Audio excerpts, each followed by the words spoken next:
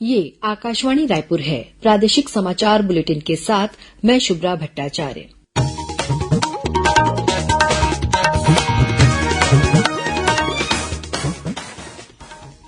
और अब पेश है आज के मुख्य समाचार। प्रदेश में 9 सितंबर को बलराम जयंती और किसान दिवस मनाया जाएगा। रायपुर में आयोजित राज्य स्तरीय समारोह का शुभारंभ मुख्यमंत्री करेंगे। केंद्रीय पंचायती राज मंत्रालय द्वारा 9 से 13 सितंबर तक आवासीय प्रबंधन विकास कार्यक्रम आयोजित किया जाएगा। कार्यक्रम में छत्तीसगढ़ की पंचायती राज संस्थाओं के निर्वाचित प्रतिनिधि और पदाधिकारी भाग लेंगे।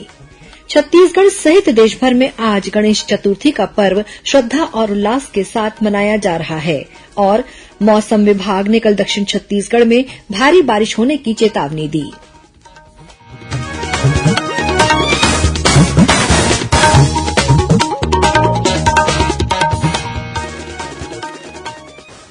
अब समाचार विस्तार से।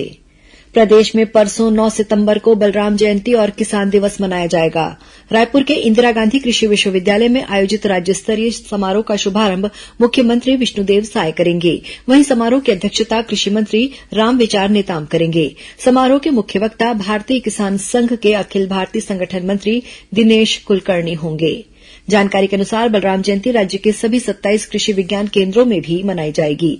इस अवसर पर इंदिरा गांधी कृषि विश्वविद्यालय में प्राकृतिक एवं गौ आधारित कृषि विषय पर राज्य स्तरीय कार्यशाला आयोजित की जाएगी। इस कार्यशाला में विशेषज्ञों द्वारा किसानों को प्राकृतिक और गौ आधारित कृषि की संकल्पना, इसकी प्रविधि तथा इससे होने वाले लाभों से अवगत कराया जाएगा। इस कार्यशाला में राज्य के विभिन्न जिलों से 2000 से अधिक किसान शामिल होंगे।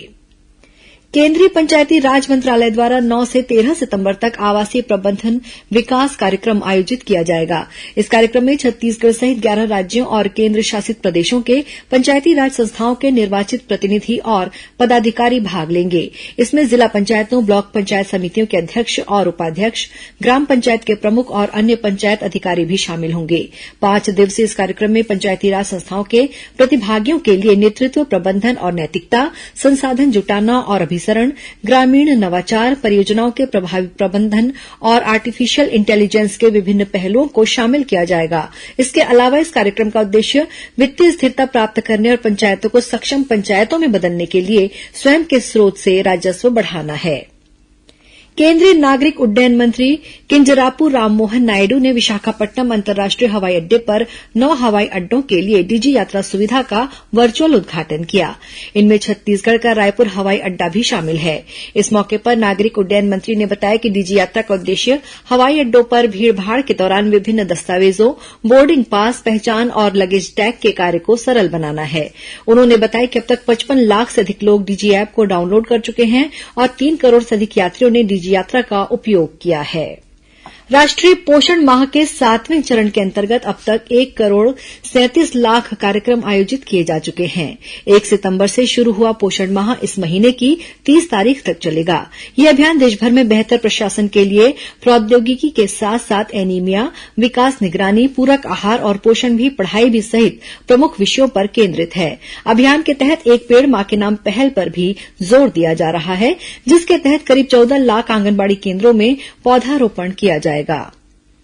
प्रदेश में राज्य शैक्षिक अनुसंधान और प्रशिक्षण परिषद तथा रूम टू रीड के संयुक्त तत्वावधान में पठन अभियान के तहत 2 मोबाइल लाइब्रेरी वैन का शुभारंभ किया गया है। कार्यक्रम का शुभारंभ SCERT के संचालक राजेंद्र कुमार कटारा ने किया। मोबाइल लाइब्रेरी का उद्देश्य बच्चों और समुदायों के बीच पठन कौशल को बढ़ावा देना है। इस कार्यक्रम के तहत प्रदेश के सभी प्राथमिक विद्यालयों में 6 सप्ताह की योजना बनाई गई है, जिसमें पठन, लेखन, चित्रकला और सामुदायिक सहभागिता जैसी रोचक सीखने की गतिविधियां शामिल हैं। मोबाइल लाइब्रेरी वैन बच्चों को किताबों और पढ़ने की सामग्री उपलब्ध कराएगी और उन्हें पठन के महत्व को समझाने के लिए विभिन्न कार्यशालाओं का आयोजन करेगी। लाइब्रेरी वैन आगामी 10 दिनों तक महासमुंद जिले के बागबाहरा विकासखंड अंतर्गत 30 स्कूलों तथा संकुलों में बच्चों और समुदाय सदस्यों के समक्ष विभिन्न पठन गतिविधियों का आयोजन करेगी। श्रोताओं, कल रविवार को हल्बी और गोंडी बोली में समाचार बुलेटिन प्रसारित किए जाएंगे। ये दोनों बुलेटिन आकाशवाणी केंद्र जगदलपुर से प्रसारित किए जाएंगे। इन्हें बस्तर संभाग में सुना जा सकेगा। हल्बी में समाचार बुलेटिन सुबह 7:30 बजे से और गोंडी में समाचार बुलेटिन शाम 6:30 बजे से प्रसारित किया जाएगा। प्रादेशिक समाचार एकांश आकाशवाणी रायपुर द्वारा प्रस्तुत कार्यक्रम जिले की चिट्ठी का प्रसारण कल शाम 6:05 से 6:10 तक किया जाएगा। इस कार्यक्रम को छत्तीसगढ़ स्थित आकाशवाणी के सभी केन्द्र रिले करेंगे। इस बार के अंक में सुकमा जिले की गतिविधियों के बारे में जानकारी दी जाएगी। प्रादेशिक समाचार आप आकाशवाणी रायपुर से सुन रहे हैं। कोरबा जिले के वनांचल क्षेत्र की ग्राम पंचायत माखुरपानी के गढ़कटरा गांव में बीती रात दंतैल हाथी के हमले में एक बुजुर्ग महिला पहाड़ी कोरबा की मौत हो गई। वहीं हाथी ने 2 मवेशियों को भी मार डाला। इसके कारण क्षेत्र में दहशत का माहौल है। मिली जानकारी के अनुसार बुजुर्ग महिला अपने घर में सोई हुई थी। इस दौरान हाथी ने घर को तोड़कर महिला पर हमला कर दिया। घटना की जानकारी मिलते ही गांव के सरपंच और वन विभाग की टीम मौके पर पहुंची तथा स्थिति का जायजा लिया। इस बीच बालको वन क्षेत्र के रेंजर जयंत सरकार ने बताया कि दंतैल हाथी गांव के आसपास विचरण कर रहा है। उन्होंने बताया कि सुरक्षा की दृष्टि से चुईया अगरबाहर से सतरेंगा जाने वाले मार्ग को बंद कर दिया गया है। उन्होंने आम लोगों से अपील की है कि वे जंगल की ओर न जाएं। उधर बलरामपुर जिले के राजपुर वन क्षेत्र के ठरकी मुनवा गांव में बीती रात जंगली हाथी ने कच्चे घर को क्षतिग्रस्त कर घर में रखा राशन नष्ट कर दिया। वहीं घर के अंदर खूंटे से बंधे 7 मवेशियों को मार डाला। घर के सदस्यों ने भागकर अपनी जान बचाई। सूचना मिलने पर आज वन विभाग की टीम घटनास्थल पर पहुंची। अधिकारियों ने ग्रामीणों को हाथियों से दूर रहने की सलाह दी है। बलरामपुर जिले में बीती रात हुई एक सड़क दुर्घटना में 2 युवकों की मौत हो गई, जबकि एक नाबालिग युवक गंभीर रूप से घायल हो गया है, जिसे अंबिकापुर के अस्पताल में भर्ती कराया गया है। मिली जानकारी के अनुसार जिले के बरियो पुलिस चौकी क्षेत्र के सिद्धमा ककना मार्ग पर एक तेज रफ्तार मोटरसाइकिल सड़क किनारे लगे माइल स्टोन से जा टकराई। इस हादसे में मोटरसाइकिल सवार युवक नीचे जा गिरे, जिससे 2 युवकों की मौके पर ही मौत हो गई। बेंगलुरु में आयोजित 63वीं राष्ट्रीय ओपन चैंपियनशिप में भारतीय रेलवे की महिला टीम ने पहला और पुरूष टीम ने दूसरा स्थान हासिल किया है। विजेता टीमों में दक्षिण पूर्व मध्य रेलवे की 3 महिला और 3 पुरूष खिलाड़ी शामिल हैं। इस प्रतियोगिता में भारतीय रेलवे की टीम में दक्षिण पूर्व मध्य रेलवे की ओर से 12 खिलाड़ियों ने भाग लिया था। इनमें फ्लोरेंस बरला ने 400 मीटर दौड़ में स्वर्ण पदक, रितेश ओहरे किरण ने 1500 मीटर दौड़ में स्वर्ण पदक और रवि ने हैमर थ्रो में स्वर्ण पदक हासिल किया है। इसी तरह महिला वर्ग में दीक्षा ने 1500 मीटर दौड़ में रजत पदक, अभिलाष सक्सेना ने गोलाफेंक में रजत और योगिता ने गोलाफेंक में कांस्य पदक जीता है। दक्षिण पूर्व मध्य रेलवे के इन खिलाड़ियों के शानदार प्रदर्शन पर महाप्रबंधक नीनू इटिएरा ने उन्हें बधाई और शुभकामनाएं दी हैं। छत्तीसगढ़ सहित देशभर में आज गणेश चतुर्थी का पर्व श्रद्धा और उल्लास के साथ मनाया जा रहा है।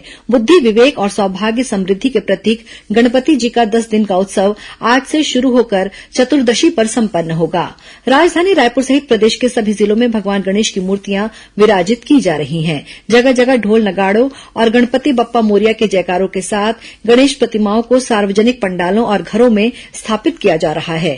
मुख्यमंत्री विष्णुदेव साय ने रायपुर स्थित अपने निवास कार्यालय में भगवान गणेश की प्रतिमा की स्थापना की। उन्होंने परिजनों के साथ पूजा अर्चना कर प्रदेश की सुख समृद्धि और खुशहाली की कामना की।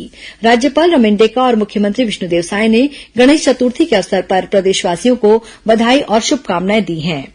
रायगढ़ के रामलीला मैदान में अब से कुछ देर पहले मुख्यमंत्री विष्णुदेव साय ने चक्रधर समारोह का शुभारंभ किया। समारोह के पहले दिन जानी मानी शास्त्रीय नृत्यांगना और अभिनेत्री पद्मश्री हेमा मालिनी नृत्य नाटिका राधा रास बिहारी की प्रस्तुति देंगी। 10 दिनों तक चलने वाले समारोह में देश और प्रदेश के प्रसिद्ध कलाकार प्रतिदिन अपनी प्रस्तुति देंगे। और अब पेश है मौसम का हाल। प्रदेश में कल 1-2 स्थानों पर गरज चमक के साथ भारी वर्षा होने और आकाशीय बिजली गिरने की संभावना है। भारी वर्षा का मुख्य क्षेत्र दक्षिण छत्तीसगढ़ रहेगा। मौसम विभाग से मिली जानकारी के अनुसार उत्तर पश्चिम बंगाल की खाड़ी और उससे लगे पश्चिम मध्य बंगाल की खाड़ी के ऊपर एक निम्न दाब का क्षेत्र बना हुआ है। इसके असर से प्रदेश में कल अधिकांश स्थानों पर हल्की से मध्यम वर्षा होने और गरज चमक के साथ छींटे पड़ने की संभावना है। और अब कुछ खबरें संक्षेप में। प्रधानमंत्री राष्ट्रीय बाल पुरस्कार के लिए नामांकन जमा करने की अंतिम तिथि इस महीने की 15 तारीख है। ये पुरस्कार हर साल जनवरी में महिला और बाल विकास मंत्रालय द्वारा आयोजित किए जाते हैं और इस साल 26 दिसंबर को वीर बाल दिवस पर इनकी घोषणा की जाएगी। अंत में मुख्य समाचार एक बार फिर। को बलराम जयंती और किसान दिवस मनाया जाएगा। रायपुर में आयोजित राज्य स्तरीय समारोह का शुभारंभ मुख्यमंत्री करेंगे। केंद्रीय पंचायती राज मंत्रालय द्वारा 9 से 13 सितंबर तक आवासीय प्रबंधन विकास कार्यक्रम आयोजित किया जाएगा। कार्यक्रम में छत्तीसगढ़ की पंचायती राज संस्थाओं के निर्वाचित प्रतिनिधि और पदाधिकारी भाग लेंगे। छत्तीसगढ़ सहित देशभर में आज गणेश चतुर्थी का पर्व श्रद्धा और उल्लास के साथ मनाया जा रहा है और मौसम विभाग ने कल दक्षिण छत्तीसगढ़ में भारी बारिश होने की चेतावनी दी। इसी के साथ प्रादेशिक समाचार बुलेटिन समाप्त हुआ। नमस्कार।